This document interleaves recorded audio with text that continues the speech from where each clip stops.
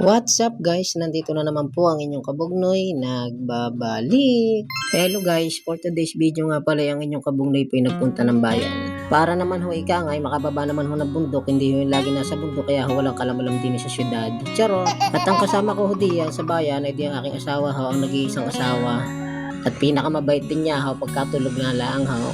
Kaya nga ho pala kami nagpunta ng bayan at aking asawa ho ay may Christmas party daw ho doon sa kanya pinagtatrabahuhan sa Lucky Day. Kami daw ho ay titingin ng regalo at may exchange gift daw ho sila doon. Kaya ari ho kahit tinatamad magmaneho si Kabugnoy at napaka-traffic ko lagi sa kalsada ay wala akong magagawa pag si asawa ang nagyakag baka madali. Kaya ako na may masuno rin ho sa asawa kung anong sabihin ay di yun ho para walang gulo. Hindi ho makaka-score pagka sinuway charot. Dini nga pala ho kami nagpunta dito po sa Center Market at ari bagong bukas lang din titingin daw ho kami din ng may regalo at pagpasok nga ho namin din aba ay ako nagtaka at pagkakadami nga hong tao garni ho talaga pagka taga bundok takang-taka ho pag nakita ng maraming tao kaya hindi ho pwede din magpa uli-uling maigit baka ho kayo mawala ay mahirap hindi makakabalik si Kabugnoy tarararan. Pagka gusto nyo din lang hong mamili, dito na ho kayo pumunta at napakadami pagpipilian diyan. Basta ho kami kwarta, edi parni na ho kayo. Libre tingin ho, basta na lang ang pagkakinuha ninyo, edi simple babayaran ninyo. At pagka naman hindi nyo binayaran na ba, baka ho kayo makulong pagkagayaw. Sa punto hong yan, kami ho ni Mrs. i-adyo ho kami dito sa second floor. At nga pala hong aming pinamimilang are, itong Center Market na ito ho ay digi eri third floor din kaya marami ako talaga pagpipilian. Nandito na ho kami sa second floor. Pagdating ho namin sa second floor abay eri si Mrs. ang hinawakan ho gaday ipit ay talaga namang Pasko ay hindi ho nalilimutan ng paglalaba. Ay nung makatingin naman ho siya dyan ng ipit ay eri hot bibili daw ho siya na rin basket na red. Magaling din daw ho paglagayan ng aming mga sabon at pagka shampoo, sabon, toothpaste hindi siya masama na ho din para nang maganda ho tingnan sa ating banyo. Tapos ang sabi ko naman ho kay Mrs. total kumuha ka din lang naman at naalala mo paglalaba ay di bibili ho ako na rin bati at nagbili ho ako dyan ng bati ring malaki-laki na sabi ko para naman ho maraming damit na mailagay pagka madami ho ay di maalwan ho paglalaba pagkagayaw. Abay hindi pa ho nakontento si Mrs. total kinuha ko na tindahan doon siya ng bati ay di si bibili rin daw na rin ikangay sabit ang ari hanger. Tapos paglakad ho namin dyan nagkita ko na rin si Mrs. at siya dahil magagawa diyan ng ikangay maha ay di daw ho niya ilalagay at para daw may lagayan na. Ay sa puntohong yan ay di si Kabugnoy taga-sunod lang kay Mrs. Kung siya pumunta ay di sunod ho at taga-dala ho na kanyang binibili. Ika nga para naman daw hindi siya mahirapan siya na ho napili. Ay kami pipili dyan ng kanyang parregalo ay hindi ko na lang masyado pakikita at baka naman malaman yung kanyang regalo niya. Madadali ako ni Mrs. Hindi na ako nakaka-excite sa makakatanggap pagka alam na ang regalo. Tarararan. Sarap guys talaga mamili dito lalo na kung marami kayong pera, madami kayong mabibili. Ang problema nga ho ay di tukod na tukod niya ang budget ni Kabugnoy at binabudget niya ho dito tali malapit naman ho bagong taon ay kahit naman ho paano kailangan ho natin maganda kahit kakaunti man laang. At para naman ho kami pagsasaluhang mag-anak aba ay di kung ano lang ho nakayanan ni Kabugnoy di yun na lang kami pagsasaluhan. Yan guys kita mo naman sa inabahaba ng inikot na inyong Kabugnoy lang aming hong nabili at sabi kayo maya na nung tayo bibili sa kabila. Pagpunta naman ho namin din pilang-pila naman ho din sa counter hindi naman ho pwedeng umubartik at madadali ho tayo na rin mga nakapili kangay kanina pa sila doon tapos ubartik tayo aba ay walang vlogger din tarararan. Kailangan ho talaga din ipagkagarni sakripisyo ay dyan ho nung makalabas na kami din abang talino na rin si Kabugnoy at medyo mainit ho ay day ko si Mrs. wala siyang dalang payo ako meron ho yung naman ho katalinuhan ng Kabugnoy ay nabili ho namin ikangay batiyang are di siya kung sinaklo para naman hindi mainitan na yung Kabugnoy ay maitim na nga yung mga ngitim palalo ay delikado.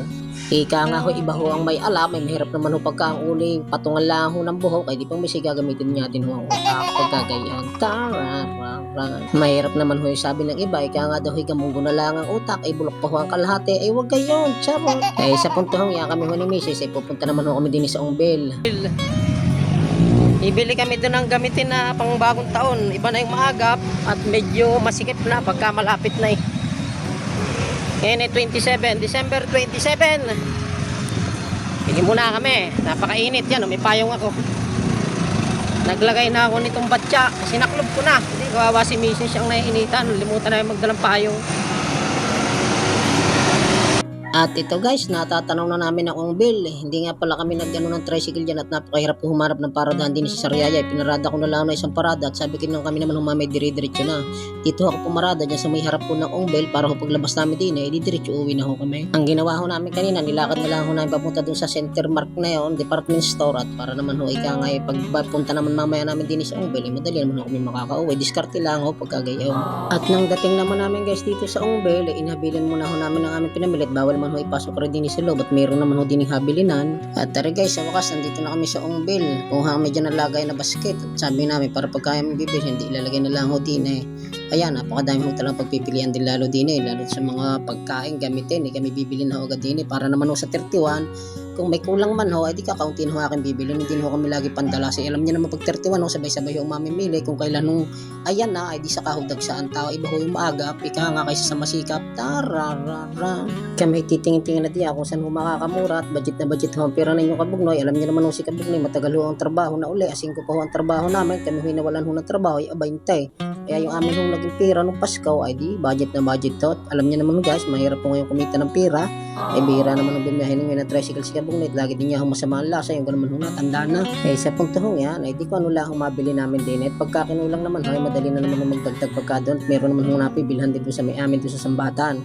Ay di maganda nga lang ho din sa Ongbil at makakamura ho kayo pamimili kaysa naman ho doon mapapamura kayo sa mahal. Ay sa punto hong yan ay natawa ho kay Mrs. Isipin nyo guys sinauna pambilhin yung wine kaysa doon sa aming bibili sa Java. Ay sabi kami daw yung mag-iinom sa bagong taon na ba? Ay sabi ko maganda ho yung sabay sa puto ka nagiinom. Tararan. Ang ginawa ho namin dyan guys, nung isang araw, nagbili na din ho kami ng tika-kaunti at sabi nga ho namin, pagka kami lumabas ulit, bibili na din ho para naman ho kami pagka malapit na ho bagong taon, hindi na ho kami mabibigla. Kaya nga, utay-utay ho, binibili. Kaya nga, nakakabili nga ho ng alak si Kabungloy, ari pa naman ho panghanda sa bagong taon na hindi mabili. Di ka ho, charot. At ayan ho, mga napamili ho ng inyong Kabugnoy. At kami ho niya, sa puntong yan, ay di, papunta na ho kami sa counter nang makwenta na ho, magkano babayaran namin din ay kung magkano aming atrasaw. Hindi naman ho pwedeng basta kami aalis din alam niyo na guys, yan ho ibabayaran dapat. Abay, si Macy's may pahabol pa ho, nakita pala ho din ng asukal at saka kape, ay hindi ho malilimot talaga yan, alam niyo na guys. Pag umaga ay nagkakape muna si Kabugnoy, yung gahon na sanay na. Ganun ho talaga pagka may lahing Batanggin niya, mahilig ho talaga sa kape. Kaya pag minsan ho, ay di nervyos din niya ho yung Kabugnoy. Yung ganaman ho natukala ng pato, akala ko natuklaw na ho ng kubray, talaga naman si Kabugnoy.